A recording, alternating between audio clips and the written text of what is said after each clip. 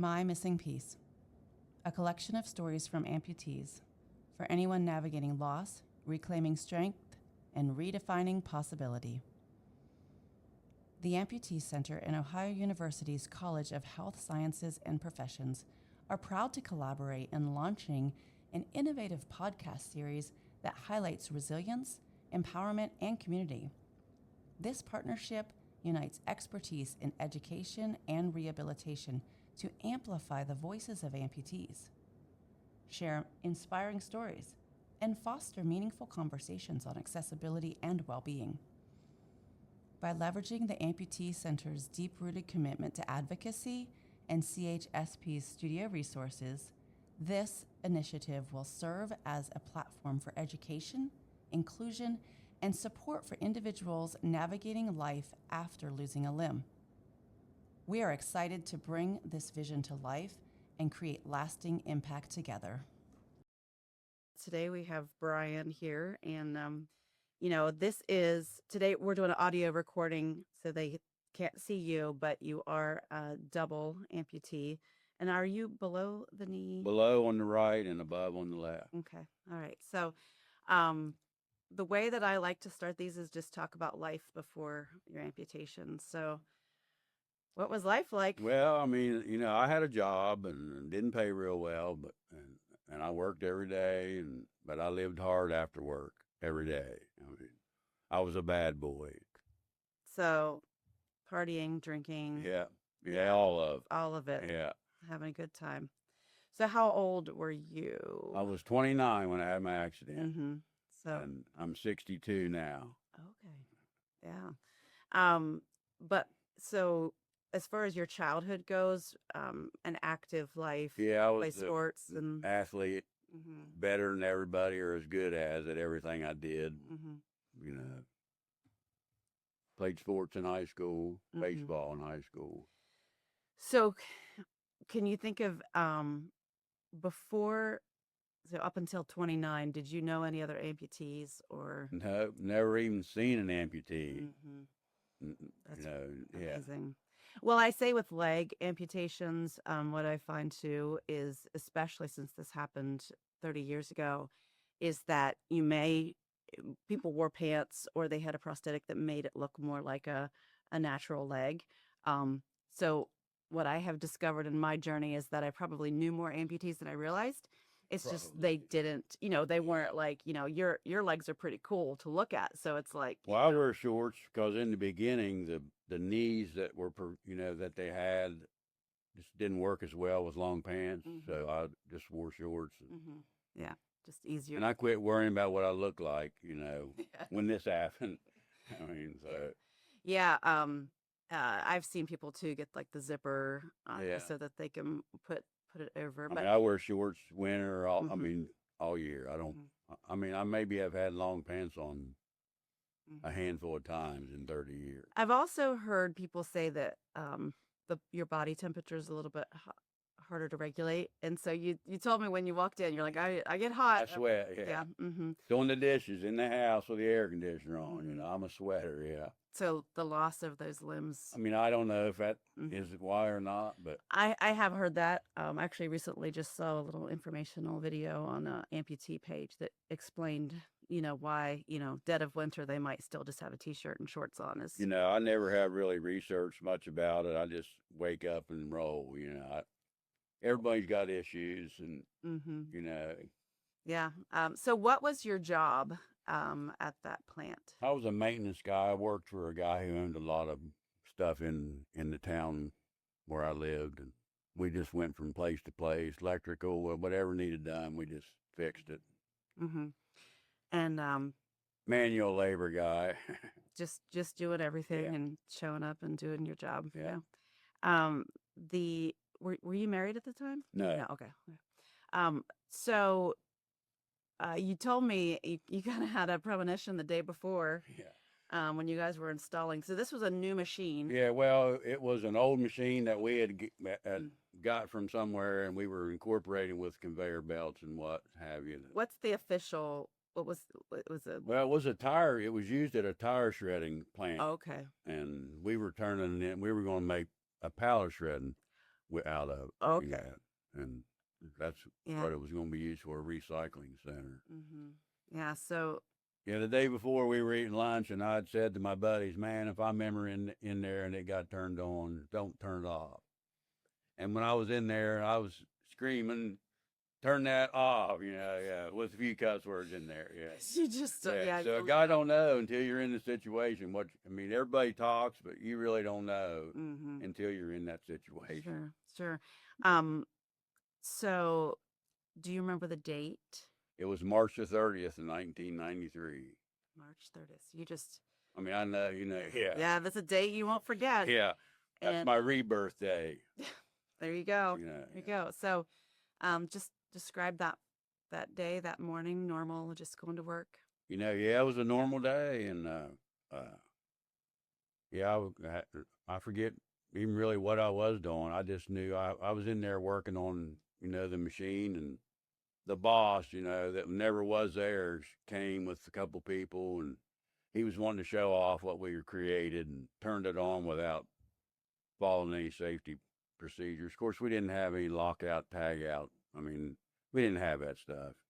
There was just a window in the control room that you could see, and evidently he didn't look because, I mean, I cut the window in the room, so I know you could see in the top of that shredder. Evidently he didn't look So and turned it on.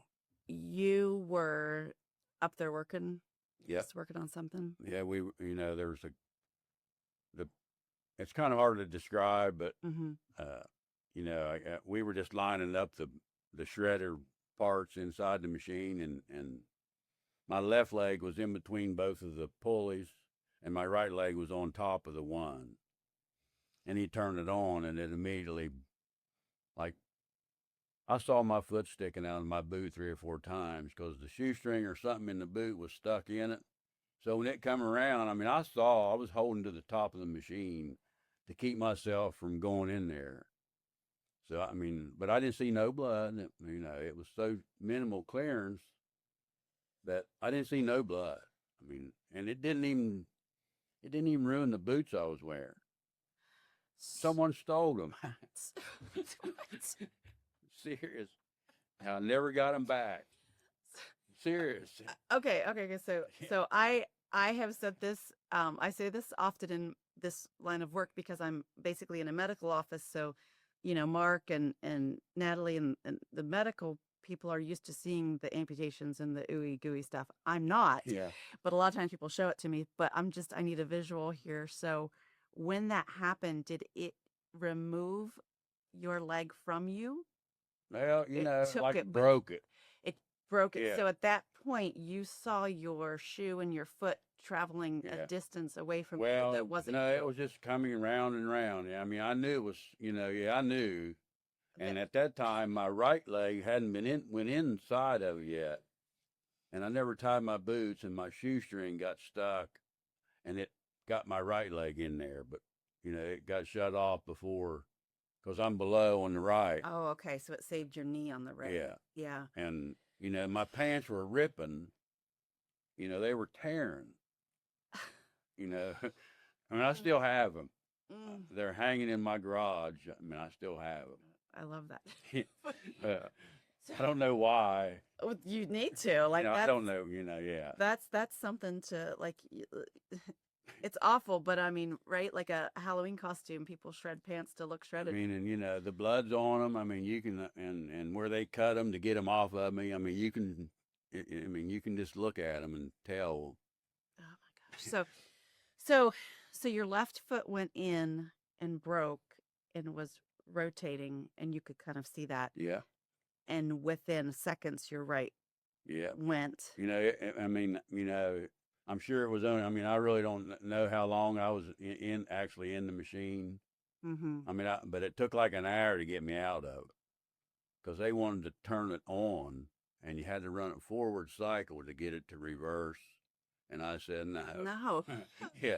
So they took pipe wrenches and were manually rolling it backwards because it didn't cut. It just ripped like the muscle and everything was there. It was just like a pile of spaghetti.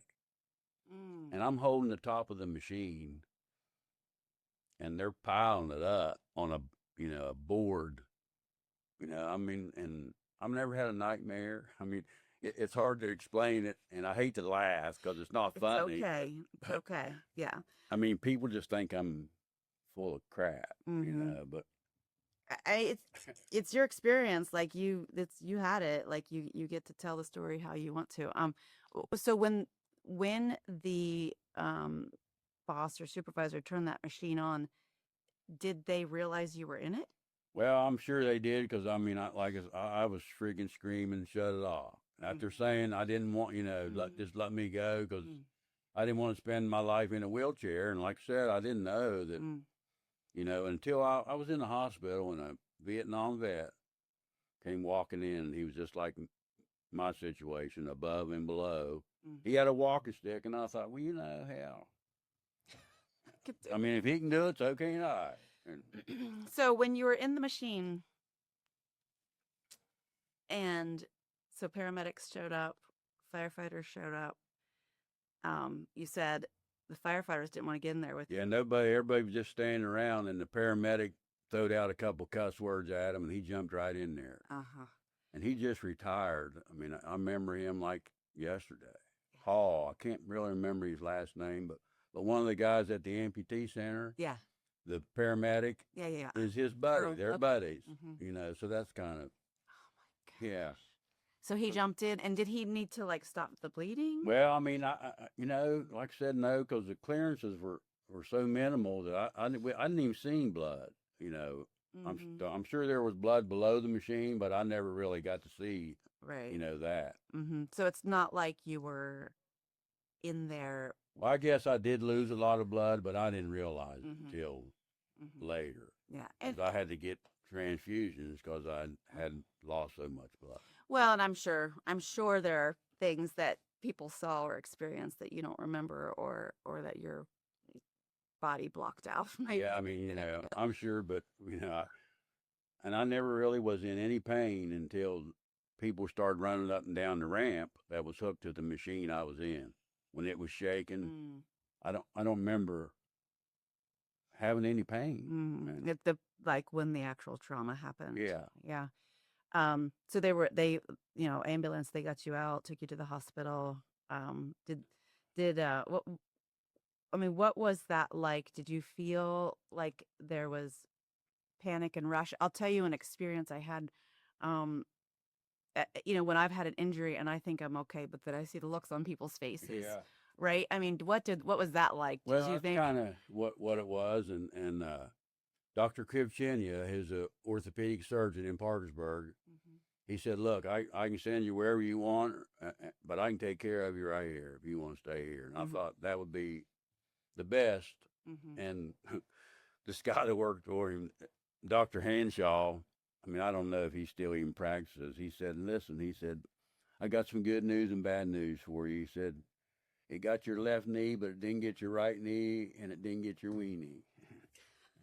Serious, I swear to you. So I'm sitting here, and you know that. I mean, that just changed everything. Well, You know, the thing I have said in my work at the amputee center is that nothing prepares me Yeah. for the humor. and that's exactly what he said to me. I'll never forget it. You know, Yeah. and then everything was cool from then on, and I never went unconscious until they put me unconscious for surgery. Yeah, and it is about perspective of like I mean, you go, I made it, I'm alive. I mean, I always believed in God, but that day I know for sure there is a God. Yeah. I mean, there's no felt doubt. it. Yeah, I mean, because it could. I mean, people think it was so bad, but it really wasn't so bad. I mean, it probably saved my life. That Oh. accident. Yeah, yeah. So when they put you under, what was the goal? I didn't really have no goal. I mean, I knew I didn't want to. You know, I told my buddy I ain't spending the rest of my life in no damn wheelchair. Nothing against someone who's in a wheelchair. I mean, because I've met a lot of people in chairs. And Sean at Mark at Miller Prosthetics, his dad and mom were like, his mom gave me my first wheelchair, Oh, and his dad was my physical therapist. okay. You know, but I didn't do much physical therapy. I was a bad patient. I mean, I couldn't understand how some guy was going to tell me how to walk with prosthetics when he didn't have. Mm-hmm. So I just didn't go. Mm-hmm. And again, that was 30 30 years ago. years ago, 32 right? years ago. Yeah. Yeah. And I will say, the work that we're doing at the APT Center now with having a physical therapist who's done the training, and now we have a PT assistant. Yeah, and there was nothing like that back in. And it's all new now, Yeah. right? Like Yeah. as we do it, and even talking to people on the national, international level, it's still such new work that's changing every single day. Yeah, it is Um, amazing the difference. I mean, like, like I said, this guy was trying to tell me how to walk. I need to do this and do that, and I was a bad patient, and I cussed at him and left that place, and never went back. Yeah, yeah, and that's actually one of the things we do here with the program with the PT students from Ohio University is get them into the space, even if they only see amputees move around one time in all of their years of training. It's going to be more than what most people have. But before the amputee center, Mark and I used to come over here and do like show and tell for Mhm. the Yeah. physical therapy. It is. students. I mean, just you say like the work that you do, you don't know the impact, and you'll never know like where these students go, and then they're like, you're only missing one leg. I saw a guy missing two legs, Mhm. and then that starts that conversation, and maybe they say the right thing or give them the right tip, because you took the time to. Well, and it does make a difference. Like I said, when I was in the hospital and that guy came into my room, I'm thinking, damn, if he can do it, I can too. Mhm. Can't be that hard if he can do it. He's just a little, he wasn't a very big dude, Mhm. and and he walked a long way to get to my room. So he came to talk to you? Yeah. That's awesome. And that's something that we really encourage, and even Amputee Coalition has a big push of peer support is number one, Mhm. because there's no matter what work I do, I can do all the work to set up the systems for a nonprofit to serve you in every way, but it's not going to be the same as you sitting and talking to somebody who understands. Well, and years ago when Mark and Nancy were trying to get a thing started, I mean, I went and it's like everybody in there was just whining and complaining about what they can't do, and it made me not want to be there, Mhm. because I mean, I didn't want to hear I got plenty of things I can do, so Mhm. why would someone sit around and complain about what you can't do? Because whether you're an amputee or not, I mean, everyone's got limitations. Absolutely. Yeah. So, I mean, don't let this be a reason to not do something. Make it be a reason to do something. Mhm. And I have said to people that come into the space, and I'm like, maybe never would have had an opportunity to try, boxing or to do it. Nobody ever said you could do a handstand. Well, you don't need a leg to do a handstand. And then, suddenly they're like, they wouldn't have had the opportunity if it wouldn't have landed them in the space. When it's funny you say that, because growing up, athletic, I played all the sports except for golf, because I thought golf was for the guys who couldn't play real sports. Well, and that was wrong. Mhm. Golf is, other than hitting a baseball, the hardest sport I think probably there is. Mhm. Not physically, mind you, but I mean, it's hard to hit a The- golf ball. It's a humbling sport. And the body mechanics that are Yeah. required. Yeah. Yeah. But I never had to relearn how to do it because I never did it. Mm. So that was one of them secret blessings that, That's I hit interesting. when my buddies took me out and I hit one and went and bought me a set of golf clubs on the way home that day. Mhm. And I've been playing ever since. Oh, that's interesting.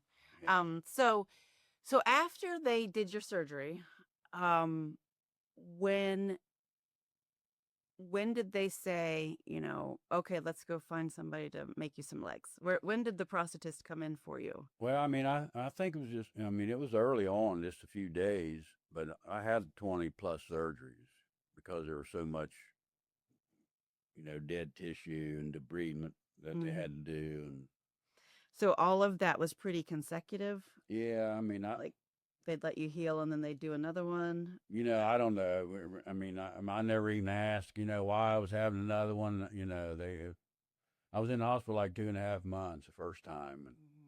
And and I got out and went to Myrtle Beach with my softball team. And before that, I was out on a boat on the front of it, using the bathroom in the river. And Mm. my buddy thought it'd be funny. He gassed it and got me all wet. So I thought, well, I'm gonna see if I can swim. I'm already wet, and so I went off the boat. And then after that, went to Myrtle Beach with the softball team. Got sick while I was down there. Ended up getting an infection, having to have a revision done to my above knee. The infection because you were like partying in the sand or what? Well, I guess because of the crud that's in the Ohio River, and I had them wrapped up, bandaged, plastic bags. I mean, I thought they were well protected, or I probably wouldn't have did that. Yeah, But probably, I probably can't say that. probably still would have done it. And So you said could you swim? What was yeah, that? Yeah. I mean, yeah, Mm-hmm. on my back. I mean, I didn't, I just kind of like, Mm-hmm. and I tried swimming once with them. My wife and I went parasailing over Tampa Bay, and the guy dunked me. Mm. My wife told him it'd be okay.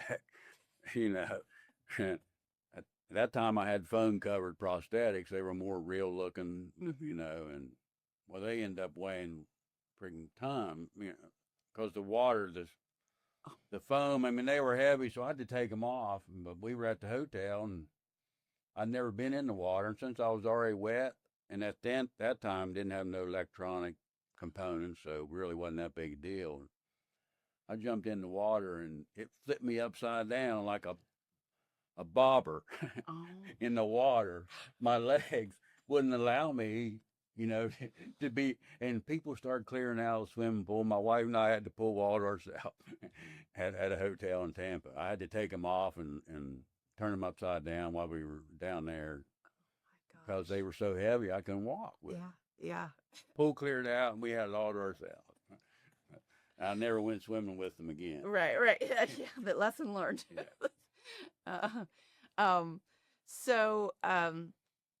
So you said you used Miller Prosthetics. So when did that relationship start? Were they from the beginning? Well, I've been with Mark since day one. Okay, cool. He was at the hangar Mm-hmm. then. Well, I was with another guy, but I didn't like him, and Mark said, Mm-hmm. I got lucky. I mean, some people never find the right prosthetic Mm-hmm. person. Mm-hmm. I cussed him for a couple years because he quit the hangar, and then he couldn't work for someone else. Mm-hmm. So I had to go to, a dud and there are out there. Mm-hmm. I mean, I hate to talk about another company, but It is a journey, and you can't expect everybody to be the right place for I you. went to, though, they had this thing that was called bench warming. And what they did was set my prosthetic up on the bench. And I learned this at a convention that I went to with Mark, and overhearing Mm-hmm. guys talking about what they did at work. And, I'd go 2 or 3 days a week, and my leg never got fixed. And I always wondered why. And years later, I hear this story. Well, they're called bench warming. They set your prosthetic on the bench and then bring it back to you. And when you take it off for a couple minutes and put it back on, wherever it was hurting, doesn't hurt anymore. It takes wearing it for a little bit to get that feeling back. Mm. And they called it bench warming. They were like proud of that, Wow. just so they could charge Yeah, for a visit. Mm-hmm. And never did anything. No, and I'd have to come back in a couple of days, Mm-hmm. or else live with it. And then I'm sure a lot of people, just don't wear it. But Mm-hmm. I'm about wearing mine. I mean, I'm in a wheelchair at night when I go to bed. That's it. Mm-hmm. Hopefully for the rest of my life it'll be that way. Mm-hmm. Nothing against the wheelchair user again, like I say, but I mean, You have to find what's right for you, and that's okay. And that's the I'm thing pretty is, good in a wheelchair. I can ride a wheelie and do a 360, but we've talked about doing wheelchair basketball, so there's a couple guys that want to do it. yeah, so. I'd do that probably. Yeah. I'd probably do that. Well, then I said I'd do it too, because the rule is anybody can do it, but you have to be in a wheelchair. Yeah. So you guys have to teach me how. Yeah. I think the biggest point of that is, it's important to say, because if somebody finds your story and is listening to this podcast at another time, and if they're having a bad experience with a prosthetist, they need to kind of find hope. Yeah, Say, go somewhere else. keep searching till you find the person that's right for you. And if you don't feel right about it, then it's probably not right. That's right. And being an advocate for yourself is so huge. Yeah. And too many people just go in, and if they're pushed through the system, they have some, oh, I don't deserve good care. It's like, no, you absolutely do. And in the world of prosthetics, there's so many amazing There possibilities. is. That at this point in time in 2025, like, to not get to use all of the cool stuff. And the options are, crazy. I mean, I got a knee that actually has motors in it that will lift me up out of this chair I'm sitting in. Mm-hmm. I mean, I won't. I mean, I'm gonna have this one until they make something better. Mm-hmm. How cool is that? Yeah, I can't sneak up on anybody because it's loud. It does make a noise. Yeah, yeah. When you're in the office, I hear you coming. Yeah, I can't sneak up on anybody. What's funny is where the amputee center, the way the hallway is. We were talking the other day that we know who's coming down the hallway by the sound. Yeah, yeah. Because each they all have person, their own. yep, each person has a different sound, whether they have a walker or a crutch, or the way their prosthetic moves, or the way that they step. But you can, now it's a game. We can hear someone coming, and we're like, guess who it is. Well, and at the amputee center, when they first vote, I do anything Mark and Nancy asked me to do. I mean, because they really changed my life. But Mhm.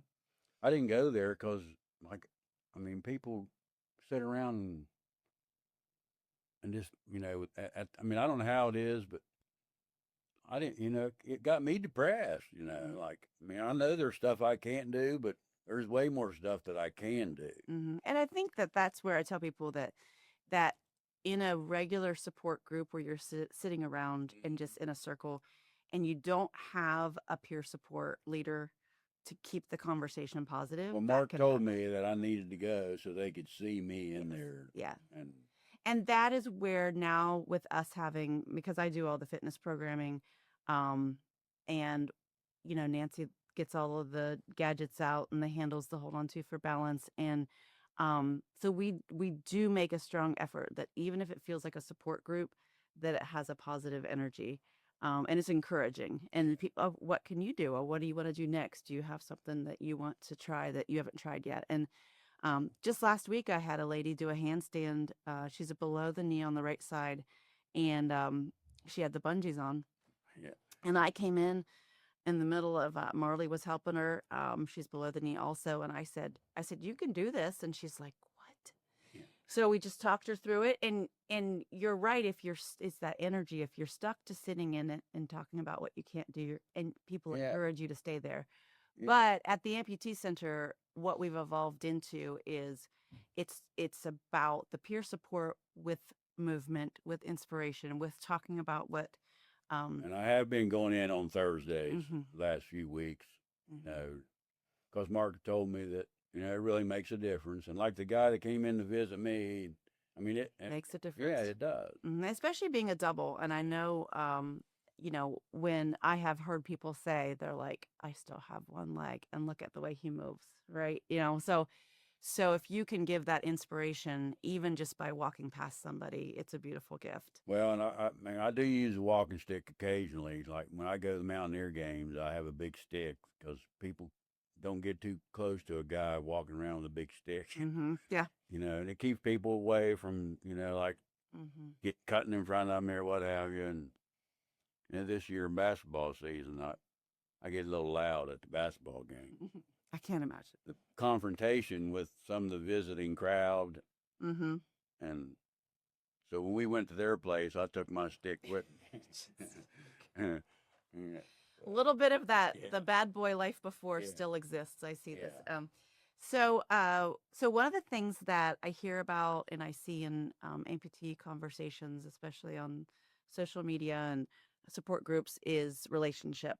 And so the podcasts we've already recorded have been a variety of like meeting people after, which is your and your wife's story. She's been there since day one. Okay, so in the hospital. She was in your life. Yeah, we were kind of dating, Mhm. and I'm not quite sure why, but she was there, Mhm. and You know, she was actually my nurse, really, because nurses don't get enough respect. Yeah. They got way too many patients to take care of, you know. Mhm. So during your process of, I mean, what would you say, 2.5 months in the hospital and Yeah. 22 surgeries, and then when you did get sent home, she was your caregiver. Yeah. Hmm. Well, I mean, I really didn't need a caregiver. Hmm. I mean, I've always been one that didn't want no help. Hmm. You know, even if I needed it, I wouldn't. I'm not asking nobody for Right. help. Right. Yeah. And that's but that's something that I think is important for people to hear in that moment of like when it's a huge, no matter what the trauma is, you see who people are, you see their true colors in your life, if they And, come towards you and if they stay beside you you. know, some of my buddies that I had prior to, you know, they're not my friends anymore. Hmm. You know, I'm not sure whether that was their choice or mine, but it's for the better. Hmm. You know, I even warned a couple of them, not, you know, I better not catch you at my place, or you know, the city gonna write me a check for burying you. Hmm. But my wife now was, you know, she was there from day one, and she'd take me to, like, you know, doctor appointment stuff. But Hmm. she was in college then too, and so one time I had someplace to go, and I didn't have my prosthetics yet, and I drove the car with my cane. Oh, But I had to go somewhere, you know, I had to be there, and you know, and I made it. wow. Well, oh Yeah. my gosh. Oh my gosh. Um, so, and another question is, I know, when Matt's wife was pregnant and he had a lot of fear of like, and holding the baby, keeping your balance, making sure that you're safe. And so you guys have 3 children? Too. Two children. Yeah. Yeah. So the I'm not sure my wife trusts me much, and I never did any diaper changes. Or, I mean, my wife did all that too. I'm not going to take any credit for Mm-hmm. that, but Mm-hmm. uh, And but life with, that prosthetics was just the normal part of their day. yeah, I mean, they don't, you know, I just showed my son a picture the other day when I might have been 20 years old when I had my legs, and he was like, "Whoa," you know, he took, Mm. you know, a double take because it never, you know, I mean, I guess it's hard to visualize, you know, because both my kids. This is how they've known. This is who I am. Mm-hmm. Mm-hmm. Yeah.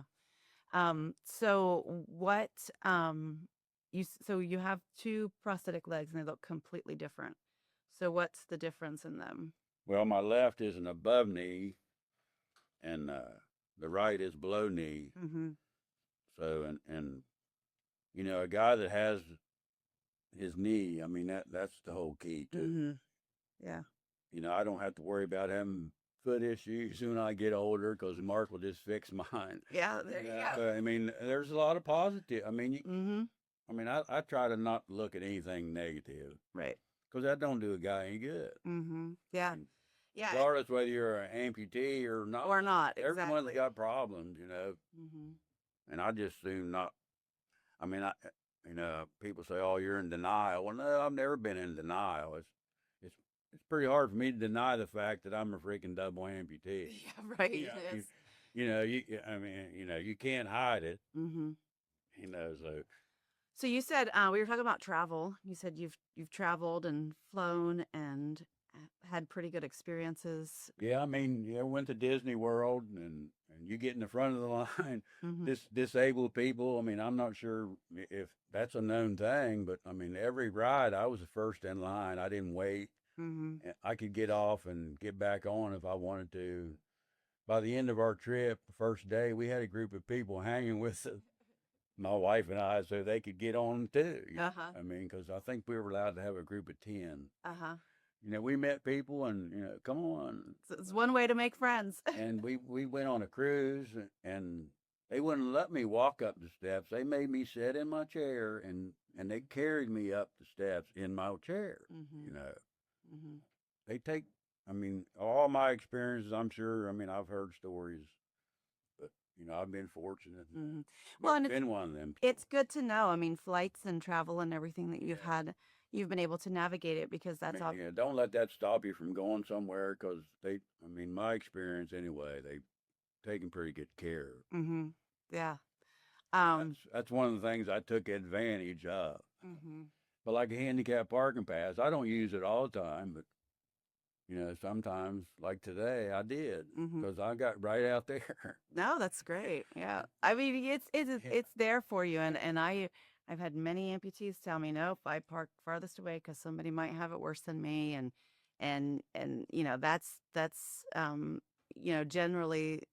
generally the people that are coming to the amputee center are in a good enough space and a better space, Yeah. and they're positive and they're on their way through, their journey. So, um, And I think you need to be positive. I mean, negatives is just something that I mean I get mad and I have bad moods, but I mean I'm not a negative person by mhm. any means. Mhm.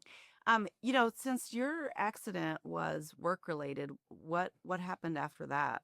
Well, workers' comp in West Virginia. I mean, they've taken care of all my medical bills, and you have to get stuff pre-approved, and I Mhm. mean it's kind of pain in the butt, and a couple of times it's taken me a couple of years to get a leg, and Mark gave me one. Mhm. He provided me without getting paid for it. Mhm. You know, that's why it's good to find a good, prosthetic person because everybody needs.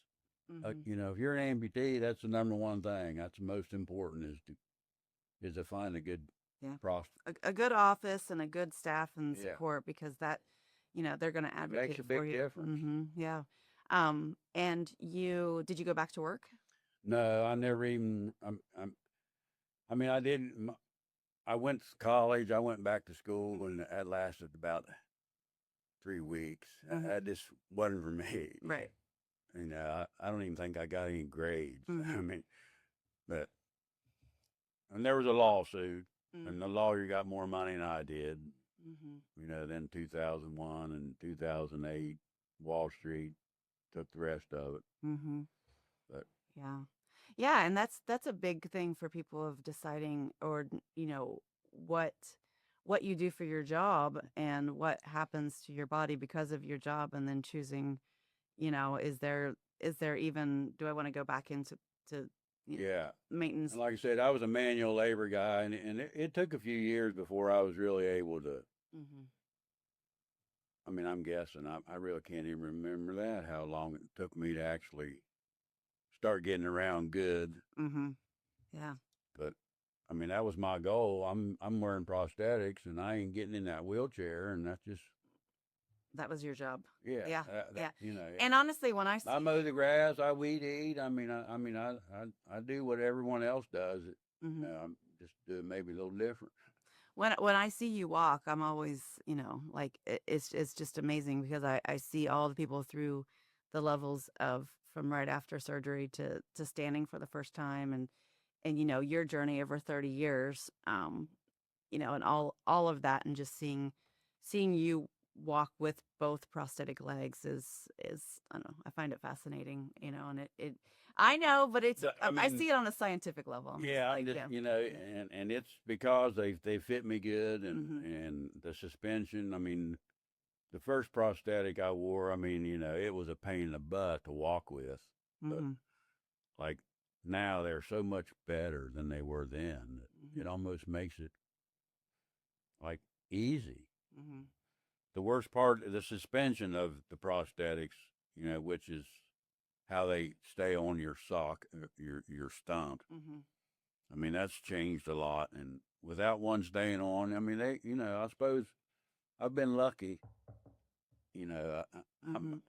I've been blessed. I'll say that. I wouldn't say luck, but I mean, I haven't had any trouble yet, really. So, did you ever have to go back for any revision surgeries? Yeah, when Uh, I had a knee disarticulation on this, in which I had my knee, but it didn't work.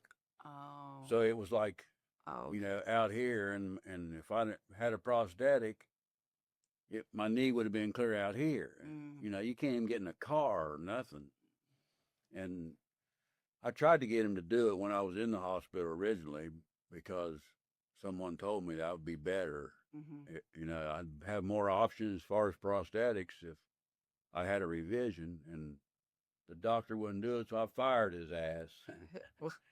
And Getting a good team is important. yeah, Yeah. and the other doctor that Dr. Krivchenian, uh, he does a lot of third world country stuff, Mhm. and that he happened to be out of the country at that time, and whoever he had in there, wouldn't do it, and so I got released from the hospital, and then I went swimming and ended up getting an infection, and they had to cut it off. So that's another one of those blessings, Mm.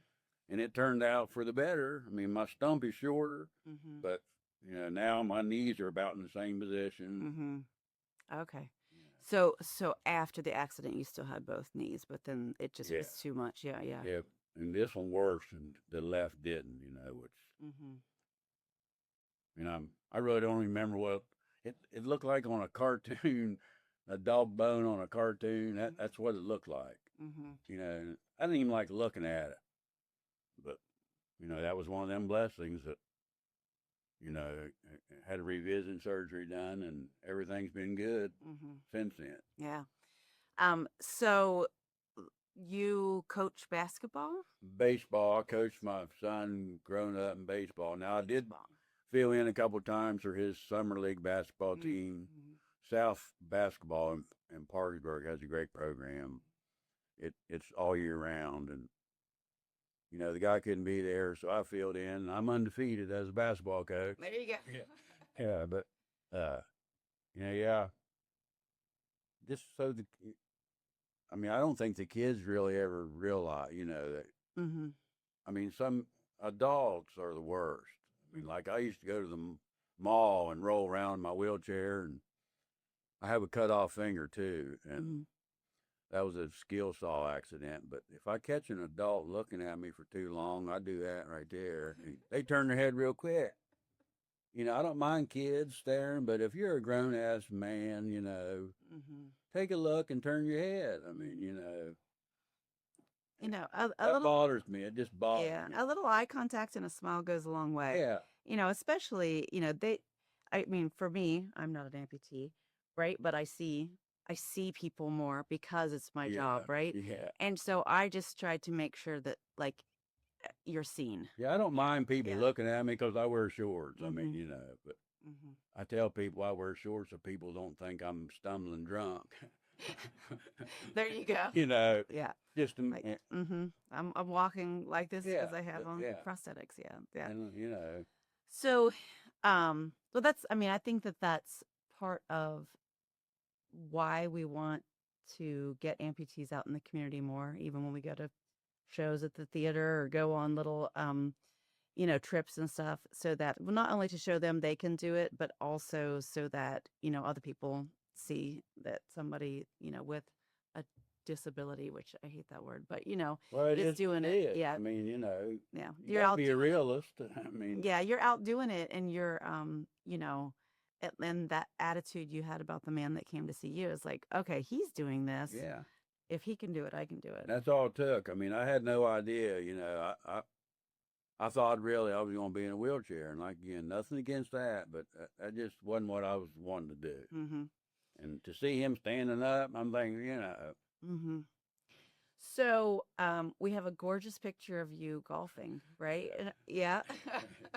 yeah. I think you're famous now with that picture. Well, I made a commercial for Mark too at the country club in Parkersburg. Mm-hmm. When he did a golf clinic, Mm-hmm. and I hit the two best golf shots I probably ever hit in my life in front of 30 people. Mm-hmm. So, how did you go and discover your love for golf the first time? Well, my buddies made me go with them, and they were just starting to golf too because they thought like me, golf's for guys that can't play the real sports. Mm-hmm. I'm getting a little bit too old to play softball, so and I can't remember how far into my my new life it was, but I hit one, and man, that thing, I mean, I hit the crap out of it. On the way home, I bought me a set of golf clubs, and I was hooked. I mean, every day I golfed every single day for a good while. I mean, I hit the ball pretty good for an amputee. I played in some amputee golf association tournaments, but everybody cheated. And I'm thinking, Now the guy who's the president, I mean, I hate to say this, Mhm. but he's the president of the AMT Golf Association. We nicknamed him Pencil Whipping Lou because he cheated. He would get a 7 and write down a 4, and so I quit playing in those because Okay. I mean, if they're going to get away with that, I'd just soon golf with my buddies. Mhm. I mean, I didn't win no money or nothing, but Yeah. Yeah. I mean,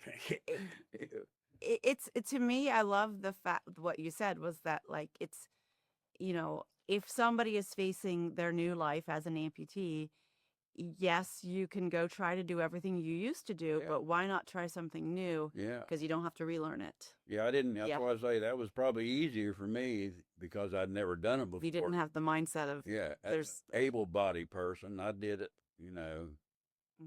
and I still golf, and I'm still golfing. Mhm.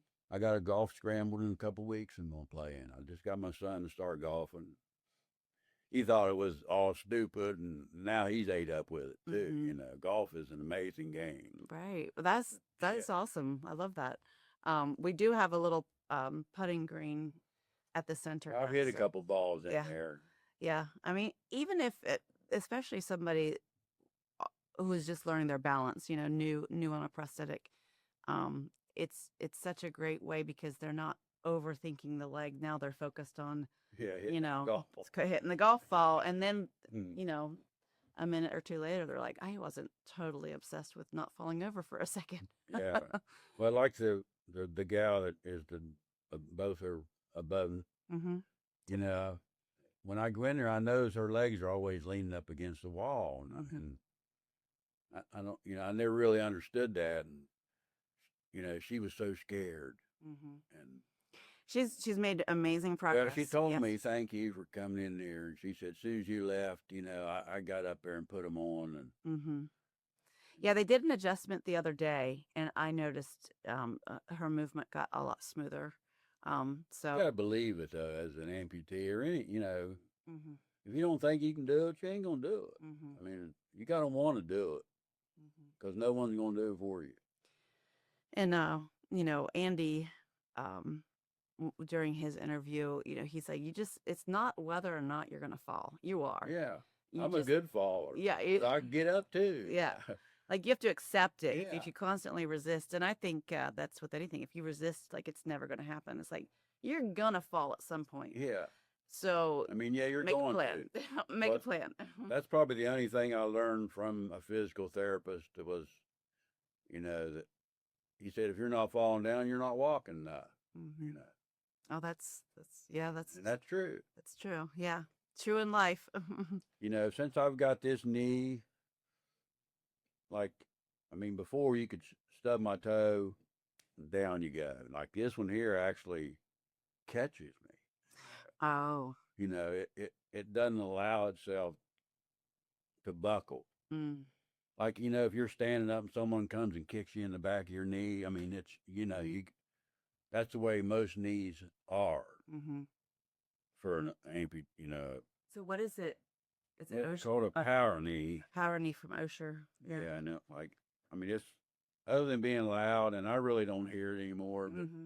I know when I walk in someplace, everyone automatically turns around looking to see what that noise is. Mm-hmm. Do you have an app that you can see Yeah, steps? that I can't access it to change things because I'm not the prosthetic Yeah. prosthetist. Mm-hmm. It asked me a question when I first downloaded it, Mhm. and if I would have said yes, I'm the prosthetist, I could have. Mm-hmm. But the guy, not Mark, but the guy that brought the knee in, Mm-hmm. told me they didn't want me having access to that. So So Mark actually does it. the But the feet, both adjustments. of the feet, are on the same app, Okay. and you can change stuff. I have access to that. I'm not sure, why they let me do that and not the knee, but So does that change like the ankle movement, or if you're on different terrain? yeah, if I, look, it's I can't make it do it, but I mean, I'm supposed to be able to. But like usually when I put my foot out, Mm-hmm. that and it allows me to drive a lot better too because I ain't sure why it working, but So you can flex. there we There we you go. see that. Mm-hmm. So like now when I'm driving, I can get all the accelerator pedal. Whereas before, he could only go so far because my foot is on a 90, different angles than the gas pedal. Now, Mm-hmm. I mean, like I can, and then when you put it back to get up, it'll, It flat out. It yeah, lifted it back up. yeah. Okay. And this one doesn't do that, Mm-hmm. but it's the same foot. It's just, they got some of the, Mm-hmm. I guess because I have the knee that it, Mm-hmm. and then again, I really don't care what I have. When Mark gives it to me, I know that that's what I need, and Mm-hmm. he's hooking me up Yeah. with what he thinks will work best. And Very cool. Very cool. yeah, they Mm. That's why I said the technology is. yeah, it's amazing, and that's all I'd say because of all the men and women in the military that Mm-hmm. the research is all because of the money that they get, I'm sure. But people thank me for my service all the time, and it's kind of embarrassing. But I mean, most people that's the first thing they think of. They guys in the military. Mm-hmm. Yeah. Well, as we were talking about the uh the trip to Costa Rica, in countries where they don't have it, and in the past in the military, when you were in more of a battlefield situation, there wasn't wound care, or they didn't know what you would have for Yeah. care. So it wasn't like, oh, let's just take care of this and see what happens. It was like, we're going to take this limb off because we want you to survive. Yeah. So amputations happened maybe with quicker, Yeah, that's a decisions. bummer. Yeah. Yeah. But also, there's some people at the amputee center that have had so many surgeries that in hindsight, they're like, oh, I should have just let them take the leg. Mm-hmm. So it's, the That'd be a human. tough choice to make. I Mhm. mean, I didn't have to make that choice, and I probably, there again, you don't know until you're in the situation, but I don't think I could do it. You're pretty stubborn. Yeah, I don't think I would. I mean, I'm gonna do whatever it took to keep my leg, Mm-hmm. but Yeah. Yeah. Which then results in, yeah, your weekly and torture. Yeah. life schedule is all around when's Yeah. your next appointment. So. I mean, I'm glad I didn't have to make that decision Mm-hmm. because I mean that's just, yeah, I'm glad I didn't have to make it. Yeah, it was it was made for you. So the you said you didn't really feel that much pain when it happened, even post surgery. No, I mean, I really, and I didn't want to take pain pills because when I was in the hospital, they were giving me Percodan or Percocet, and Mm-hmm. my friend who was a nurse came in and said, what they got you on? I'm like, it ain't working. Now that was, I was in a lot of pain in the hospital. I mean, like a lot, but she said, you got to tell them that you could eat 2 of those before you went to the bar, Right. So they're not going to do you any good. Mm. And I told my doctor, and right then I was on liquid morphine. Oh, okay. Yeah. Mm-hmm. But I mean, people don't know that too. You got to be, your doctor's not going to put you in jail because they're not, she said, you got to tell him. Mm-hmm. And in that moment, Yeah, it made a lot of sense. Mm-hmm. And no wonder they weren't working because, I could eat a couple of them and then go drink for hours. And mm-hmm. Yeah, that's just who I was. that was who. Yeah, that's, I mean, but it's true in that point of like you had to be your own advocate, and until some. I don't want my son listening to this. I'm not going to give him access. Yeah. That's up to you. Well, you know what? We all. Yeah, well, We're human. He's at that age that I don't really want him doing, Mm-hmm. what I did. Right. I totally understand. Yeah. So what about phantom pain? I've never had that either. I mean, Mm-hmm. now I do have pain sometimes, it'll keep me up all night, but I don't think it's phantom pain. But it's not like you can feel your toes. I can't. Oh, you can. On my right leg, if I close my eyes, and I'm doing it right now, I can wiggle my toes, and it feels just like I'm wiggling my toes. I mean, I don't know if that's normal for everybody or not, because, Mm-hmm. I never really ask other people, but Now my left leg is not. I mean, I can't do it, but my right leg, I can wiggle my. If my eyes are closed, Hmm. I can feel my toes. That has, and that's the one that has the knee, so it has something to do with where the nerve endings. And, I'm guessing, yeah, but Hmm. I mean, I can still do it, and I do it almost every day, so I never lose that sensation. Wow. But it took me a long time. I mean, I used to fall because I'd try to get out of the way of something falling, or Hmm. so I took a piece of firewood and just would throw it at my feet.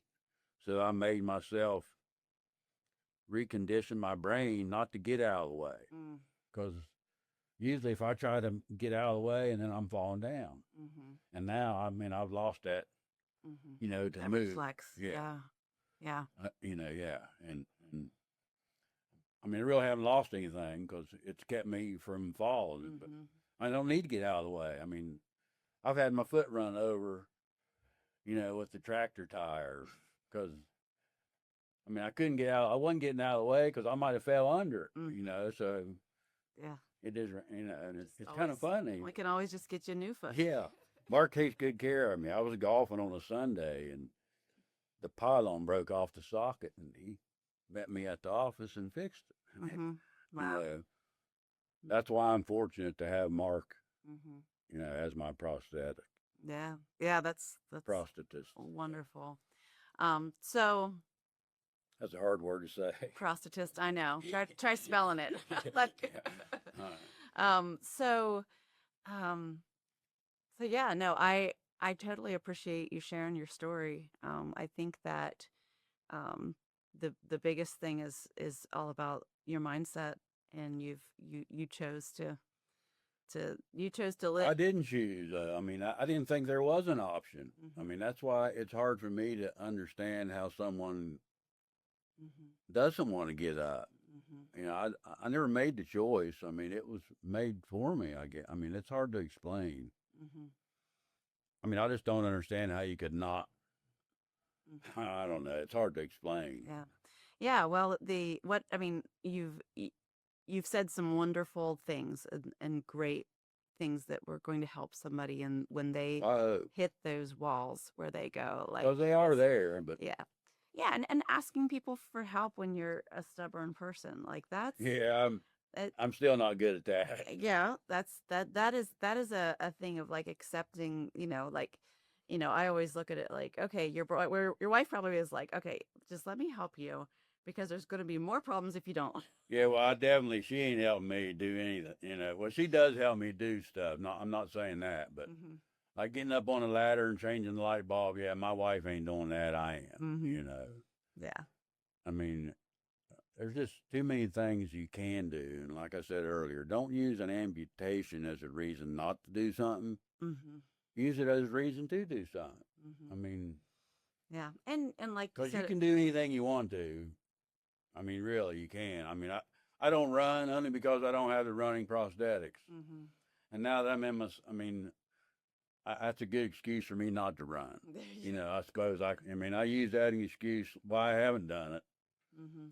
I mean, I can, I get around as good as I need to. I mean, I'm sure I could run if I had a pair of running prosthetics, but workers' comp only provides me with one set. Hmm. And I can't afford, and that's another, people who can't afford them, I mean, that's a bummer. Hmm. And I hope insurance, gets that all worked out where, Hmm.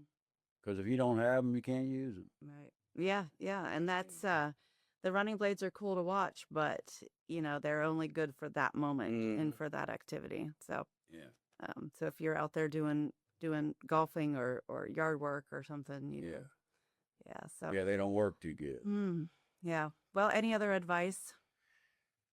No, just, like I said, you got to want to do it. I mean, Hmm. you're sitting in that wheelchair ain't going to get you up. Hmm. I mean, you got to want to do it. Hmm. And if you don't want to do it, I guess that's your choice. But Hmm. it's, in my eyes, that's the wrong choice Hmm. Yeah. because it ain't that tough. Hmm. I mean, as long as you are lucky and have a good prosthetist. And a good support system, and you have I mean, it been does blessed. take that. Yeah, Yeah, you've and been I blessed to have have that. all of that in your life. Yeah. I mean, I got good buddies and a good family, Hmm. and it's I don't know. Well, we're happy you're here. Kind of got emotional. Yeah. You said you wouldn't. uh, There you go. But- Yeah, that's okay. That's it, that support system. That's great. Hmm. Ah, I love I'm it. glad I was here too. Yeah. Yeah. I love it. So thank you so much. Thank you for listening to this episode of My Missing Piece. Be sure to like and subscribe on your favorite podcast platform and join the conversation. Let's rewrite the narrative together.